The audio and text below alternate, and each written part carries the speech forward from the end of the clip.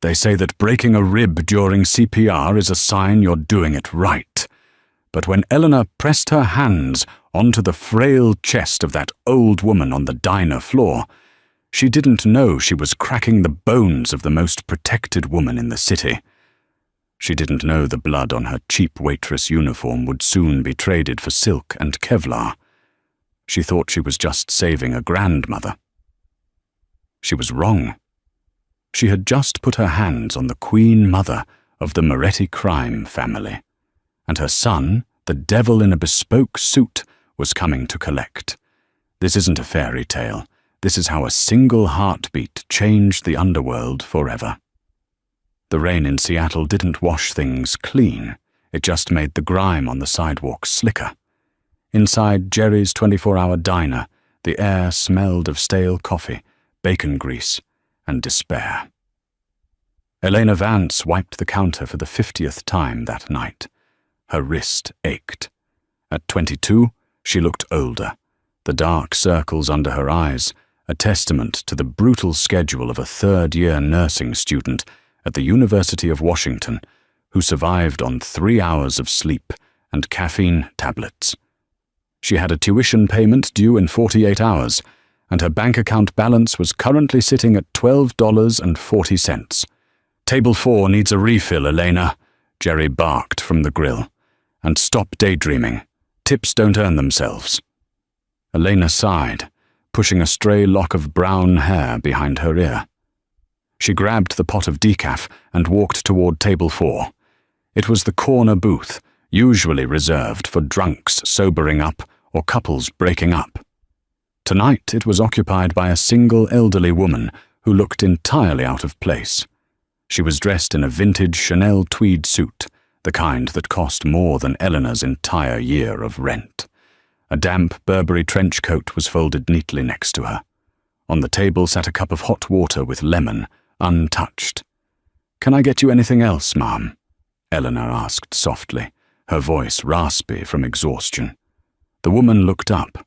Her eyes were sharp, steel grey, and devoid of the usual pity people gave waitresses. "Just a moment of peace, child. And perhaps a napkin." Elena reached into her apron, but before she could pull one out, the woman gasped. It wasn't a theatrical gasp. It was a sickening, wet sound. The woman's hand flew to her chest, clutching the pearls around her neck so tight the string snapped. Pearls scattered across the checkered floor like hail. "Ma'am?" Elena dropped the coffee pot. It shattered, steaming liquid splashing her worn-out sneakers. The woman slumped forward, her face turning a terrifying shade of ashen grey. She wasn't breathing. "Call 911!" Elena screamed at Jerry, vaulting over the debris of the broken pot. The diner went silent. The few patrons froze, phones halfway to their ears, recording instead of helping. Elena didn't hesitate. She grabbed the woman by the shoulders and eased her onto the linoleum floor. Check response. Unresponsive. Check pulse. No carotid pulse. Come on, Elena muttered, her training taking over. She ripped open the expensive tweed jacket, popping buttons that probably cost $50 each. She found the sternum. She interlaced her fingers, locked her elbows, and pushed. 1, 2, 3, 4. Stayin' Alive by the Bee Gees played in her head, the tempo for perfect chest compressions. Crack. The sound of a rib fracturing was sickeningly loud in the quiet diner. Jerry gagged from behind the counter. "You're killing her, Elena! Stop! She's in cardiac arrest, Jerry! Shut up!" Elena yelled back, not breaking her rhythm. Sweat dripped from her forehead, mingling with the rain still on her skin. The woman was frail. Performing CPR on her felt like crushing a bird, but Eleanor knew if she stopped, the brain would die in minutes. 2 minutes passed. It felt like 2 hours. Eleanor's arms burned. Her lower back screamed. "Don't you die on me!" Eleanor hissed, tears of exertion stinging her eyes. "Not on my shift!" Suddenly the diner doors burst open, but it wasn't paramedics. 2 men entered, They were massive, wearing long black coats that did nothing to hide the bulk of shoulder holsters. They didn't look like customers. They looked like reapers. "Get away from her!" one of them roared, reaching inside his coat. Elena didn't look up. She couldn't stop compressions. "If I stop, she dies. If you want to shoot me, go ahead, but I'm not taking my hands off her chest until the EMTs get here." The man hesitated. He had a Glock 19, drawn, aimed at Elena's head. His partner grabbed his arm. "Look at the technique. She knows what she's doing. Let her work." Sirens finally wailed in the distance. The older woman gasped, a jagged, terrifying intake of air. Her eyes fluttered open, unfocused and panicked. Elena collapsed back on her heels, gasping for air, her hands trembling uncontrollably. "She has a pulse. It's thready, but it's there." The paramedics rushed in, pushing Elena aside with the efficiency of a pit crew. They hooked up the Zoll monitor. "Sinus rhythm returned," the paramedic shouted. "Let's move. Load and go to Harborview Medical." As they lifted the stretcher, the elderly woman's hand, weak and shaking, reached out. She wasn't reaching for the paramedics. She was reaching for Elena. Elena instinctively took the cold hand. The woman squeezed it with surprising strength. "The angel," the woman whispered, her voice barely a rasp. Then they wheeled her out. The two men in black coats didn't follow the ambulance immediately. The one who had aimed the gun walked up to Elena. He towered over her. He smelled of expensive tobacco and gun oil. He reached into his pocket. Elena flinched, expecting a weapon. Instead, he pulled out a thick roll of $100 bills and dropped it into her blood-stained apron. "For your trouble," he said, his voice void of emotion. "Forget you saw us. Forget her face." They vanished into the rainy night, leaving Elena sitting in a puddle of coffee and shattered glass, holding enough cash to pay her tuition 3 times over, shaking so hard her teeth chattered. She didn't know it yet, but saving that life had just effectively ended her own.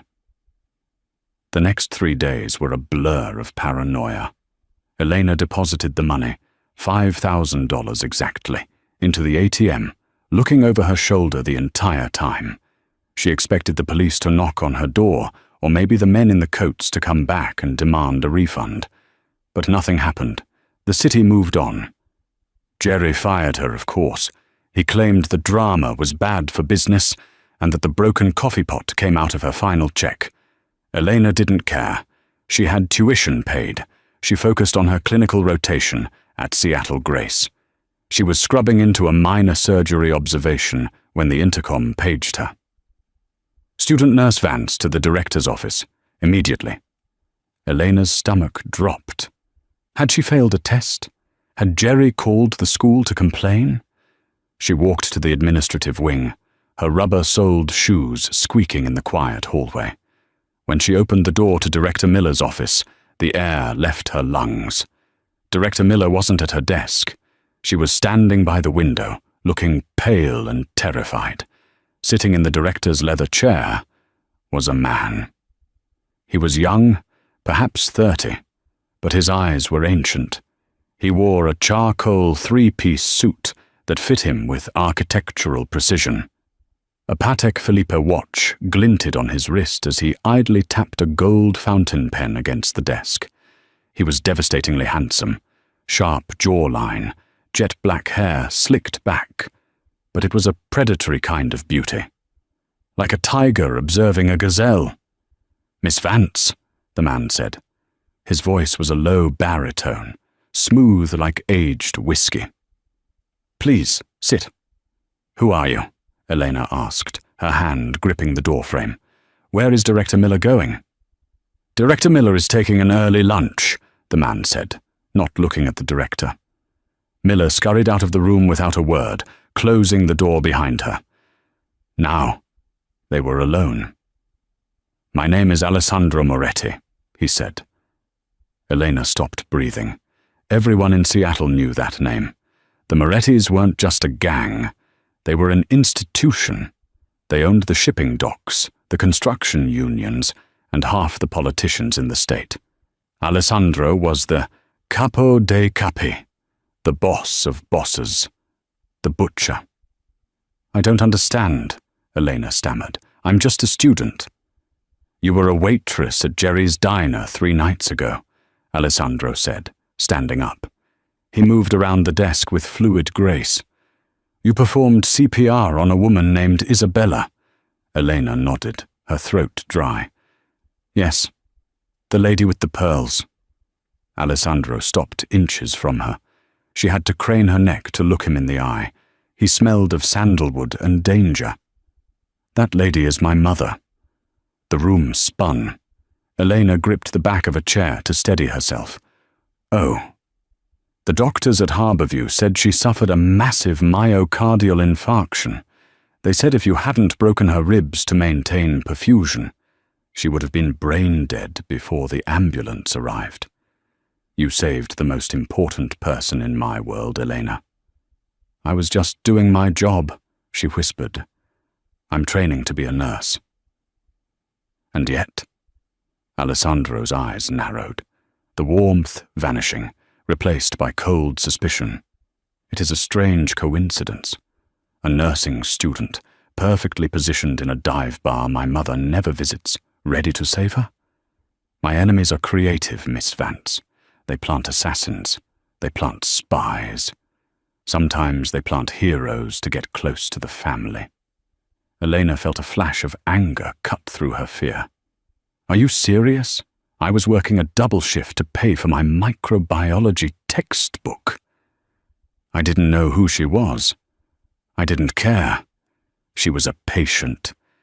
If you're here to accuse me of something, you can leave.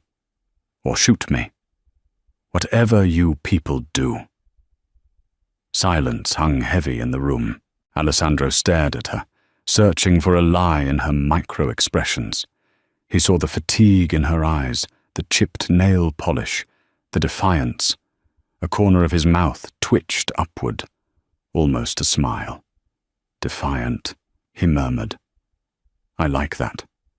He buttoned his suit jacket. "My mother has woken up. She is demanding to see the angel who broke her ribs. You will come with me." "I have class in 20 minutes, Elena said stupidly. Alessandro laughed, a dark, rich sound. "Miss Vance, I just bought this hospital's new cancer wing this morning, just to get a parking spot out front. You are done with class for today. Let's go." 2 men, the same ones from the diner, stepped into the room from a side door. Elena realized she didn't have a choice. She was walking out of her normal life and into something much darker. The ride to the Moretti estate was silent.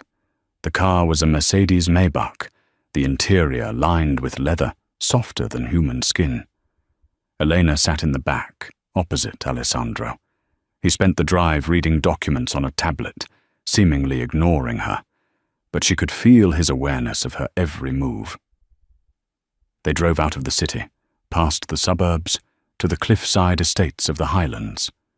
The gates to the Moretti mansion were wrought iron, twisted into shapes of vines and thorns. Inside, the house was more like a museum. Marble floors, Renaissance paintings that Elena recognized from art history textbooks, originals, not prints. "Don't touch anything," Alessandro warned as they entered the foyer. "Not because it's expensive, but because the security system might take your finger off." He led her up a grand staircase to the master bedroom. The room smelled of antiseptic and lilies. Lying in a massive 4-poster bed was Isabella Moretti. She looked small against the mountain of pillows. Machines beeped rhythmically beside her, top-of-the-line medical equipment that rivaled the ICU at the hospital. "Mother," Alessandro said, his voice changing instantly. The cold predator was gone. In his place was a devoted son. He walked to the bedside and kissed her hand. "I brought her." Isabella opened her eyes. They were the same steel grey as Alessandro's, but clouded with medication. She turned her head and focused on Eleanor. "Come closer, child," she rasped. Eleanor stepped forward, her scrub top feeling incredibly underdressed next to the silk sheets. "Mrs. Moretti, I'm glad to see you're awake." "You have strong hands," Isabella whispered. She gestured to her chest. "It hurts to breathe."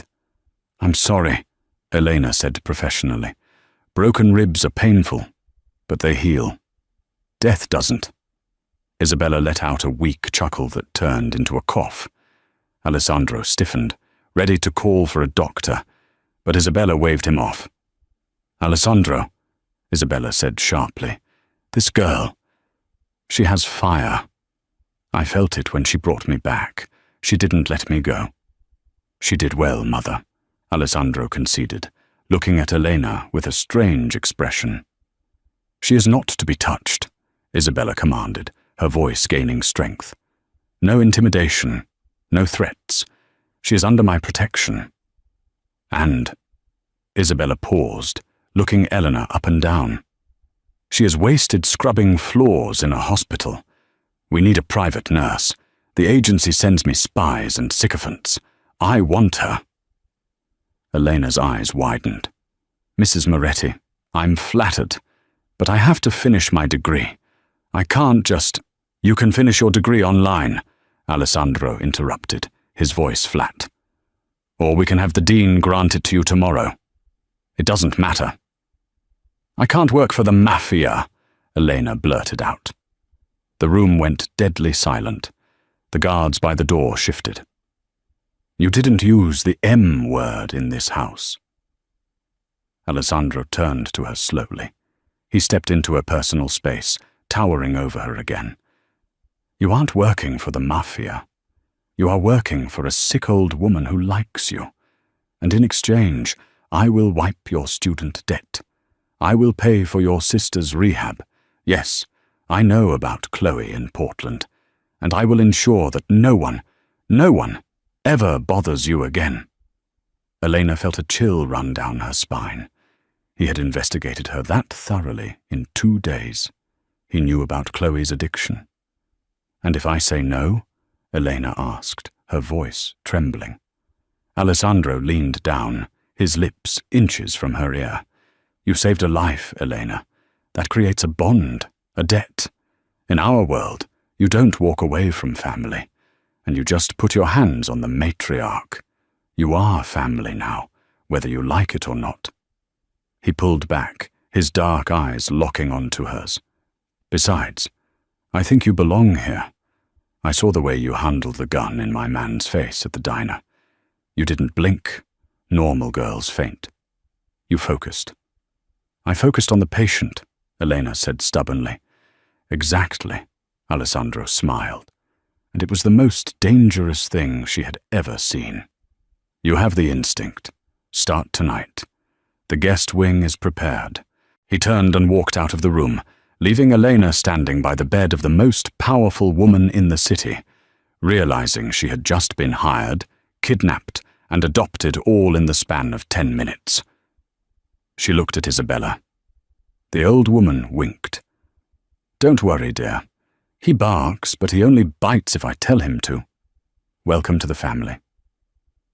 Living in the Moretti estate was like living inside a diamond, beautiful, cold, and incredibly hard. 2 weeks had passed since Elena had been forcibly employed as Isabella's private nurse. Her life had settled into a bizarre rhythm. By day, she attended her university lectures via a secure video link in the mansion's library, guarded by men who looked like they chewed glass for breakfast. By afternoon and evening, she tended to Isabella. Isabella was a difficult patient. She was stubborn, imperious, and refused to take her blood pressure medication unless Elena read her gossip columns from the Italian newspapers. But she was also sharp. She watched Elena constantly, her grey eyes calculating. "You look at the door a lot," Isabella noted one rainy Tuesday afternoon. Elena adjusted the IV drip. "I'm not a prisoner, Mrs. Moretti, but it feels like it when I can't leave the property without an escort." Safety is a luxury, Elena. Most people don't realize they lack it until it's too late, Isabella replied. Then she smirked. Besides, my son likes having you here. He comes home earlier these days. Elena felt a flush rise to her cheeks. She tried to ignore Alessandro Moretti, but it was impossible. He was the gravity of the house. When he entered the front door, the atmosphere shifted. The guards stood straighter. The air felt heavier. They rarely spoke, but their interactions were charged with a static electricity that made Eleanor's skin prickle. He would catch her eye across the hallway. He would nod at her from the head of the dining table where she was forced to eat dinner with them. That night, the house was quiet. A storm was battering the coast, thunder rattling the window panes. Elena couldn't sleep. She went down to the kitchen to find chamomile tea for Isabella, who was restless. The kitchen was dark, lit only by the under-cabinet lights. But it wasn't empty. Alessandro was sitting at the massive marble island. He had discarded his suit jacket. His white dress shirt was unbuttoned at the collar, sleeves rolled up. A bottle of whiskey was open next to him. And he was bleeding. Elena froze in the doorway. "Mr. Moretti?" Alessandro's head snapped up. His eyes were wild for a second before he recognized her. The predator mask slipped back into place, but slower than usual. "Go back to bed, Elena," he grunted, pouring whiskey over a rag and pressing it to his forearm. "You're hurt," she said, her nurse's instinct overriding her fear. She walked into the kitchen. "It's a scratch. Glass," he lied. It was clearly a knife wound, long and jagged. "It needs stitches," Elena said firmly, reaching for the first aid kit she knew was kept in the pantry. "If you don't close that, it will get infected. And I don't think you want to go to a hospital and explain a knife fight at Tusaner a.m. Alessandro watched her as she gathered supplies. He didn't protest when she pulled up a stool next to him. "You have steady hands," he murmured, as she cleaned the wound with antiseptic. He didn't flinch, though the alcohol must have burned like fire. "I need them for my job," she said, focusing on the needle. "Hold still." She began to suture the skin. The silence between them wasn't empty. It was full of unsaid things. She could smell the rain on his clothes, the metallic tang of blood, and the rich scent of his cologne. He was watching her face, not his arm. "Why do you stay?" he asked suddenly. "You could have run. You could have gone to the police the first day. And put my sister in danger?" Elena didn't look up, tying off a knot. "You threatened her rehab. I don't abandon family. Isn't that your rule, too?" Alessandro let out a low, humorless laugh. "Touché. You navigate this world better than you think, Elena." "I hate this world," she said softly, cutting the thread. "I hate the violence. I hate that you're sitting here bleeding because someone tried to kill you over money or power." She finished and looked up. Their faces were inches apart. The kitchen felt suddenly very small. Alessandro's dark eyes dropped to her lips, then back to her eyes. "It's not just money and power," he whispered. "It's order. Without us, the city eats itself. I am the necessary evil." He reached out with his uninjured hand. His fingers, rough and warm, grazed her jawline. Elena's breath hitched. She should pull away. She should run. This man was a monster, but he was a monster who looked at her like she was the only light in the room. "You shouldn't be here," he said, his voice a low rumble. "You are too good for this house. You are light, Elena. We are just shadows. Maybe shadows need light to define them," she whispered back, shocked by her own boldness. For a second, she thought he was going to kiss her. He leaned in, his gaze intense, consuming. Elena's heart hammered against her ribs like a trapped bird. Then, the walkie-talkie on his belt crackled. "Boss, perimeter check clear. Incoming call from the Expanse." The spell broke. Alessandro pulled back, the cold mask slamming down instantly. He stood up, buttoning his cuff over the fresh bandage. "Thank you for the stitches, Nurse Vance," he said formally. "Check on my mother. Then lock your door." He walked out, leaving Elena trembling in the kitchen, the taste of almost kiss lingering on her lips like a phantom. "I am not going," Elena argued, crossing her arms. "You are going," Isabella countered from her vanity, where a team of stylists was arranging her silver hair. "It is the annual charity ball for the Children's Hospital. It is the biggest social event of the season. I am the patron. I must attend. And since I am technically recovering, my private nurse must be by my side." "I don't have a dress," Elena tried. Desperate, Isabella snapped her fingers. The double doors of the walk-in closet opened. A stylist rolled out a rack. On it hung a gown of deep, midnight blue velvet. It was simple, elegant, and cut to showcase the wearer's figure without being vulgar. "Alessandro picked it," Isabella said casually. Elena stared at the dress. He had picked it? 3 hours later, Elena didn't recognize herself in the mirror. The dress fit like a second skin, the dark blue making her skin look like porcelain. Her brown hair was swept up in an intricate chignon, exposing the curve of her neck. She wore no jewelry. She refused the diamonds Isabella offered. But the dress spoke for itself. When she walked down the grand staircase, Alessandro was waiting in the foyer. He was wearing a tuxedo that fit him so perfectly it should have been illegal. He was adjusting his cufflinks, looking distracted. Then he looked up.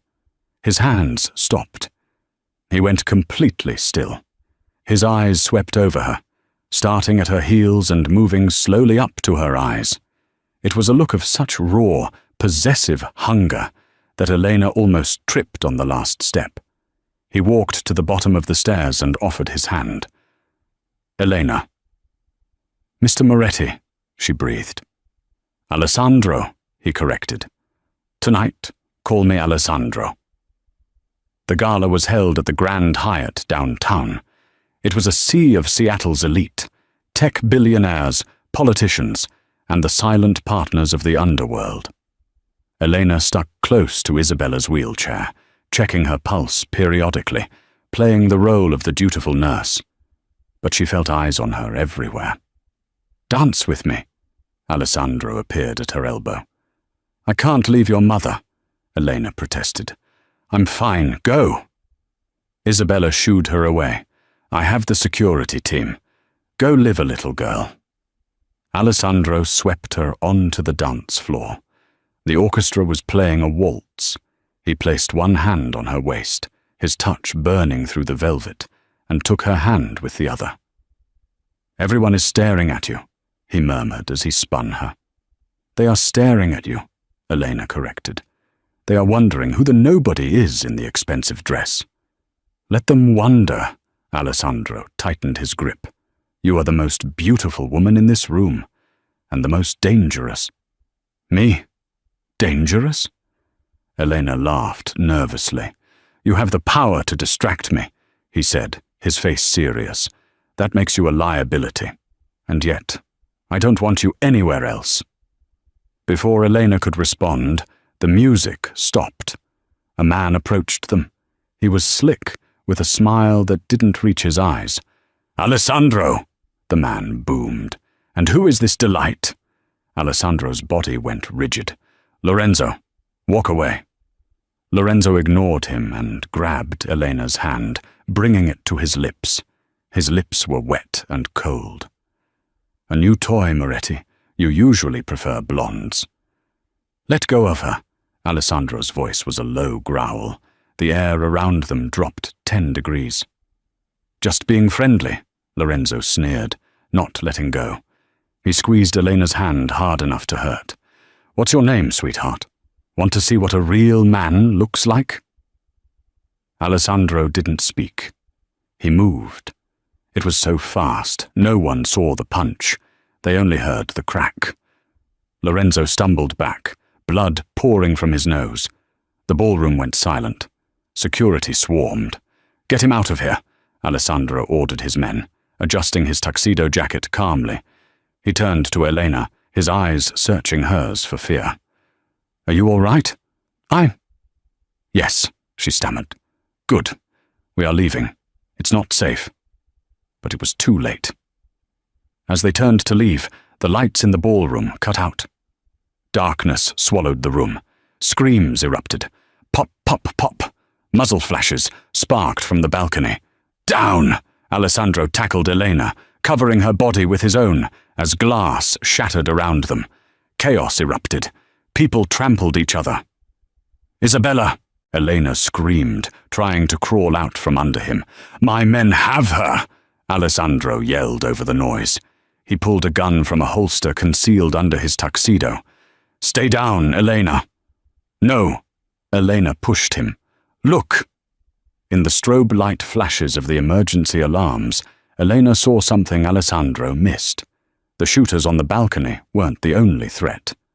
A waiter, holding a tray of champagne, was walking calmly toward Isabella's wheelchair, while the guards were distracted by the balcony fire. He had a syringe in his hand. Elena didn't think. She scrambled to her feet, kicking off her heels. She sprinted across the slick floor. "Elena, stop!"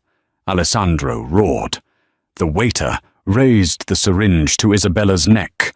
Elena launched herself at him. She wasn't a fighter, but she understood anatomy. She slammed her elbow into the cluster of nerves at the base of his neck, the brachial plexus. The man's arm went numb. He dropped the syringe. He spun around, backhanding Elena across the face. She flew backward, crashing into a table of hors d'oeuvres. But the distraction was enough. Alessandro was there. He put 2 bullets in the assassin's chest before the man could take a second step. The lights flickered back on. Elena lay on the floor, dazed, her cheek throbbing. Alessandro was kneeling beside her instantly, his gun still smoking in his hand. "You foolish, brave girl," he whispered, his voice shaking. He touched her swelling cheek. "You saved her again." Elena looked past him. Isabella was safe, surrounded by guards. "I saw the syringe," Elena mumbled, adrenaline fading into shock.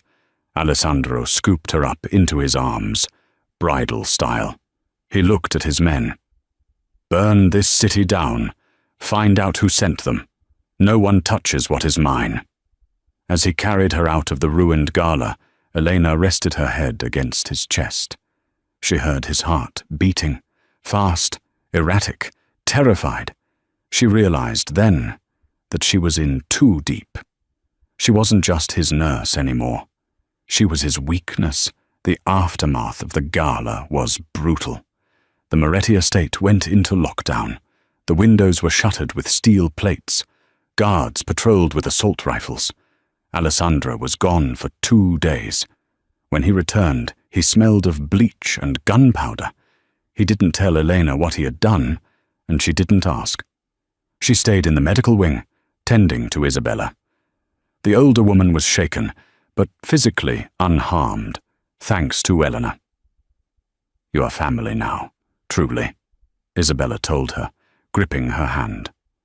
"Alessandro will never let you go." Elena felt a cold knot in her stomach. She loved Alessandro. She couldn't deny it anymore. But could she live this life? A life where dinner parties ended in gunfire?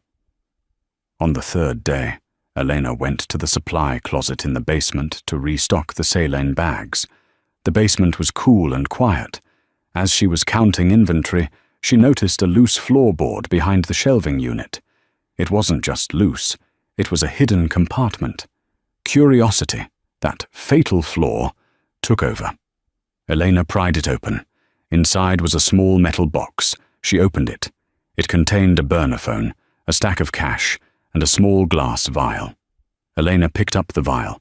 She held it up to the light. The label was handwritten. Digitoxin. Her blood ran cold. Digitoxin was a powerful heart medication. In small doses, it helped heart failure. In large doses, or for someone with a specific condition like Isabella, it induced cardiac arrest that looked exactly like a natural heart attack. This wasn't an assassination kit from a rival. This was hidden inside the house. Someone had poisoned Isabella that day at the diner. It hadn't been natural. Elena grabbed the phone. She scrolled through the texts. Message sent. 10 a.m. Day of the diner incident. She is drinking the tea. It will happen soon. Make sure the ambulance is delayed. Message received. Good. With the old witch dead, Alessandro will be distracted. We can move on the shipments. Elena gasped. A traitor. Someone close to Alessandro. She heard footsteps on the stairs. Heavy boots. She shoved the vial and phone into her pocket and stood up, heart pounding. The door opened. It was Marco, Alessandro's right-hand man, the head of security, the man who had driven her to the house that first day. Miss Vance, Marco smiled, but his eyes were dead. What are you doing down here? Just getting Celine, Elena said, her voice trembling. Is everything okay? Marco stepped closer. Alessandro is looking for you. He's in his office. He seems upset. I'll go to him, Elena said, trying to push past him. Marco blocked her path. You know, Elena, you're a problem. We had a plan. Isabella dies. Alessandro goes to war with the Russians in grief. We take over. Simple. Elena's hand gripped the vial in her pocket. It was you. Me? No, I'm just the clean-up crew. Marco shrugged. But sadly, you're the villain of this story. What? Go to Alessandro. Marco stepped aside, mocking her. Go show him what you found. Elena ran. She sprinted up the stairs, past the guards, bursting into Alessandro's office. Alessandro, she cried.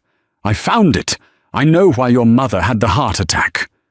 Alessandro was standing behind his desk. He looked devastated. In his hand, he held a stack of bank statements. Alessandro. Elena slowed down. What's wrong? He looked up at her, and the look in his eyes broke her heart. It wasn't anger. It was betrayal. Why, Elena? He whispered. Why what? He threw the papers at her. They fluttered to the floor. Elena picked one up. It was a bank transfer record. A transfer of $2 million into an account under the name Elena Vance. I traced the payment for the hit at the gala, Alessandro said, his voice dead. It came from the same account that paid the waiter to kill my mother. No, Elena shook her head. No, this is fake. I don't have this money. And then, Alessandro continued, Marco found this in your dorm room. He tossed a plastic bag onto the desk. Inside was a map of the Moretti estate and a schedule of Isabella's medication. I didn't do this, Elena screamed, tears streaming down her face. She pulled the vial from her pocket. Look, I found this in the basement. Marco is the one. Marco has been with me for 10 years, Alessandro roared, slamming his fist on the desk. He took a bullet for me. I found you in a diner. I brought you here. I trusted you. He walked around the desk. Elena backed away until she hit the wall. I fell in love with you, Alessandro said, his voice breaking. And you were playing me the whole time. I love you, Elena sobbed. Please listen to me. It's a frame-up. Check the phone. She held out the burner phone she had found. Alessandro snatched it from her hand. He looked at it.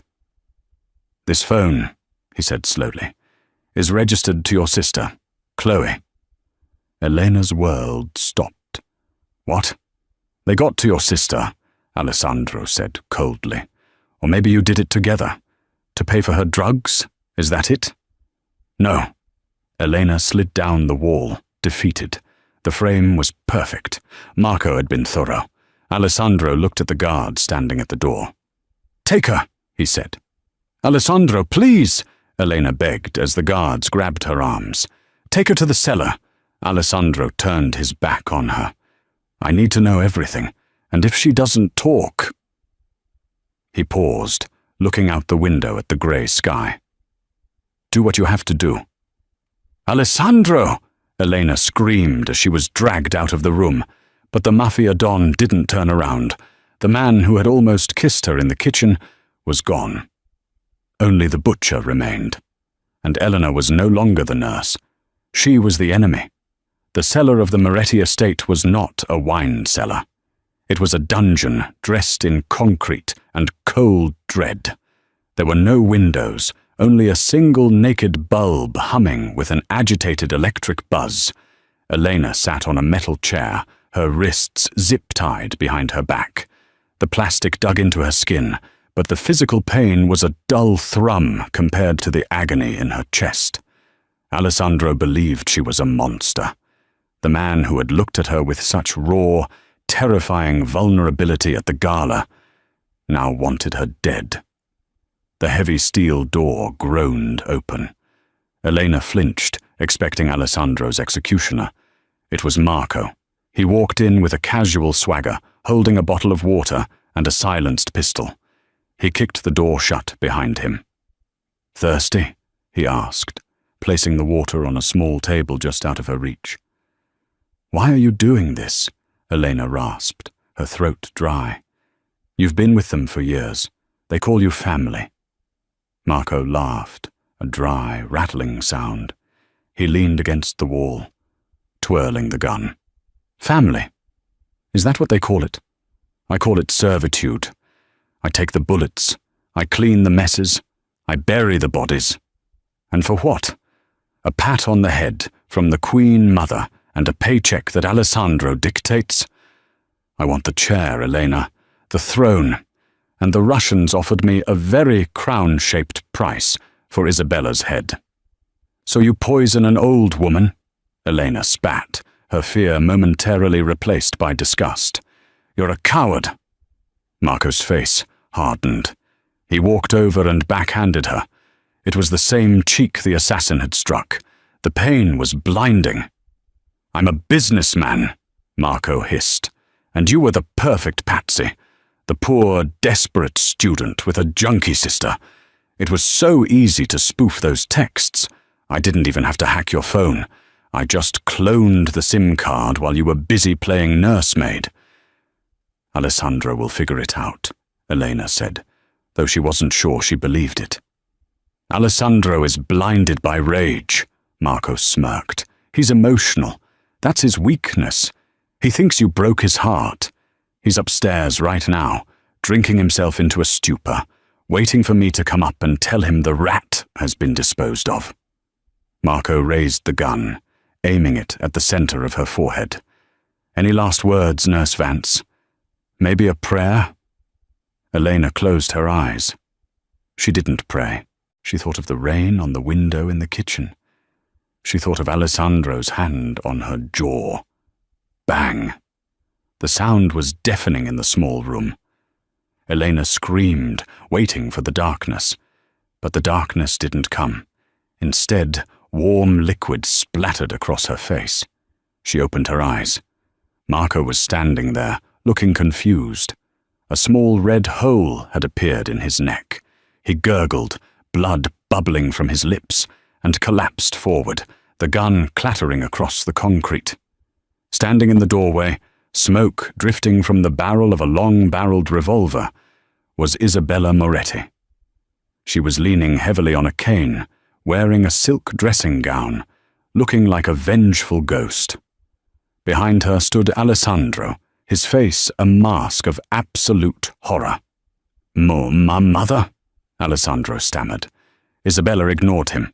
She limped into the room, stepping over Marco's twitching body.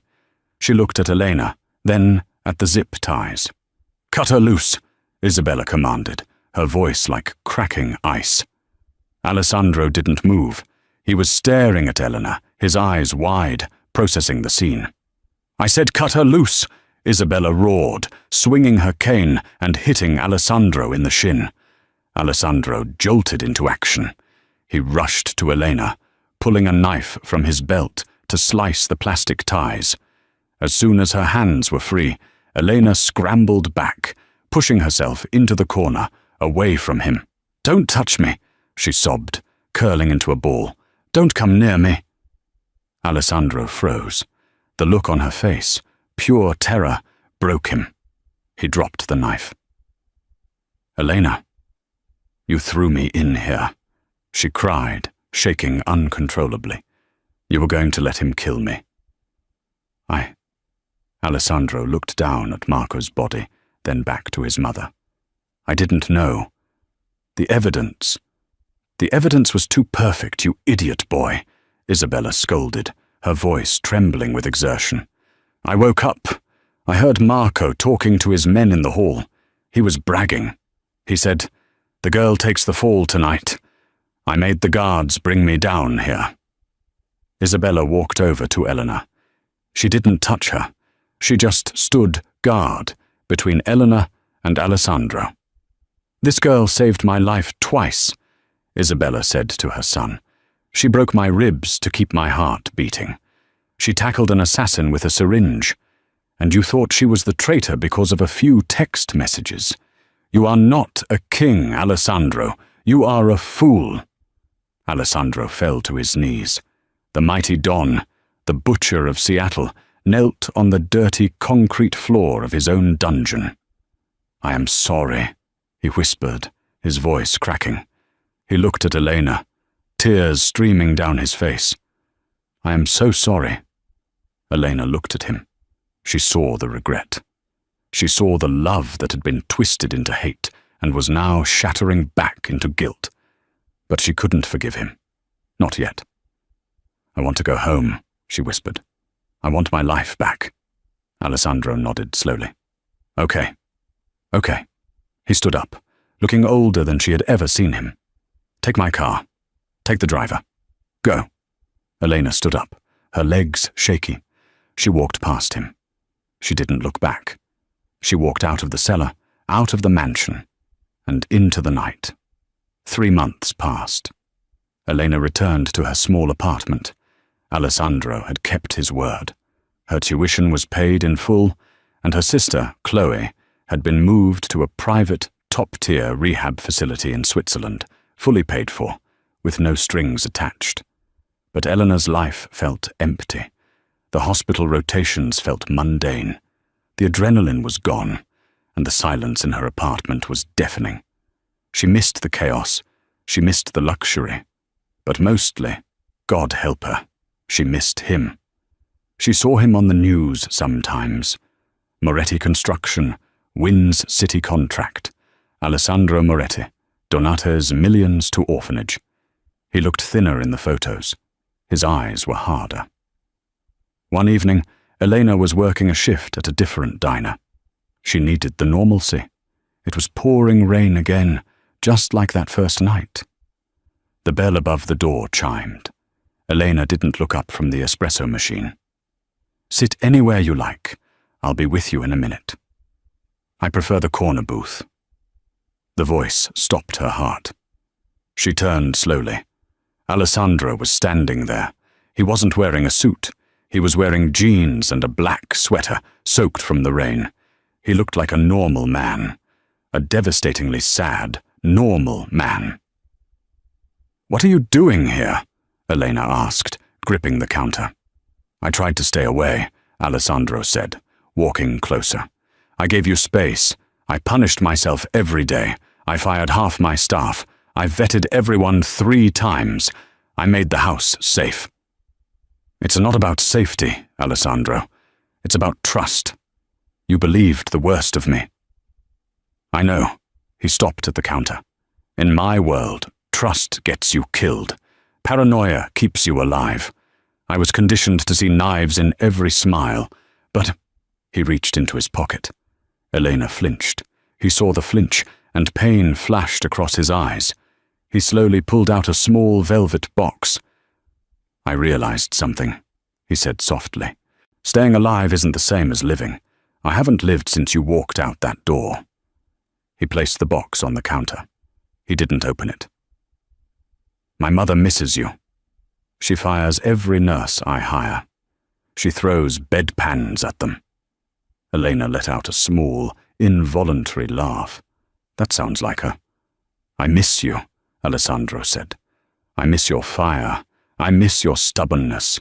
I miss the way you look at me when I'm being an arrogant prick."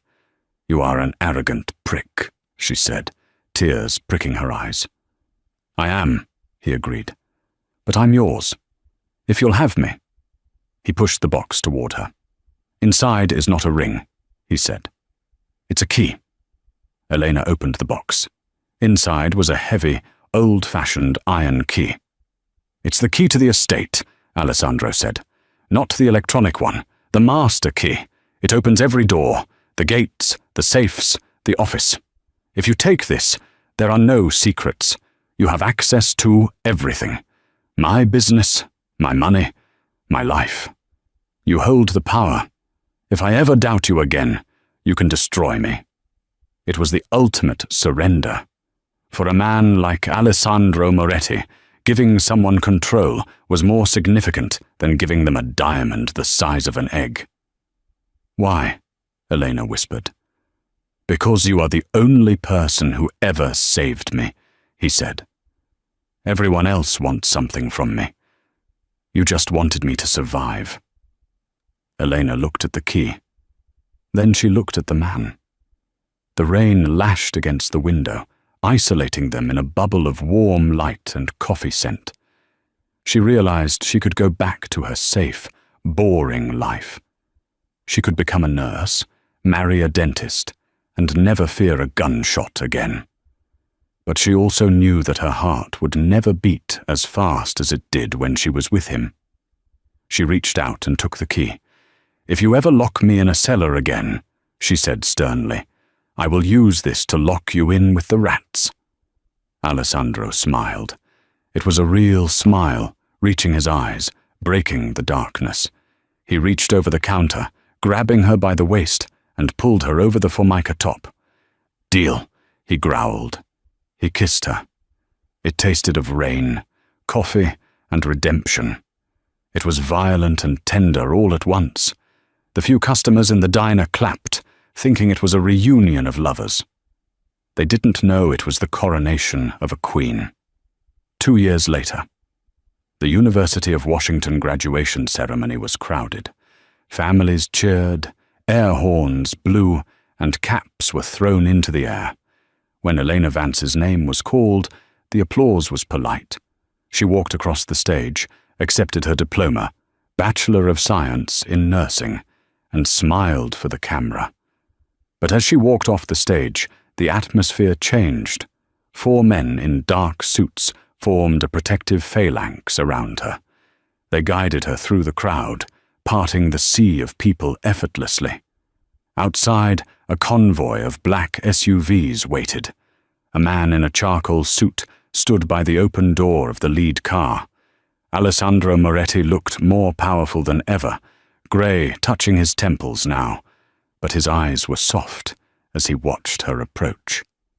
"Nurse Vance," he grinned, pulling her into his arms. "Congratulations."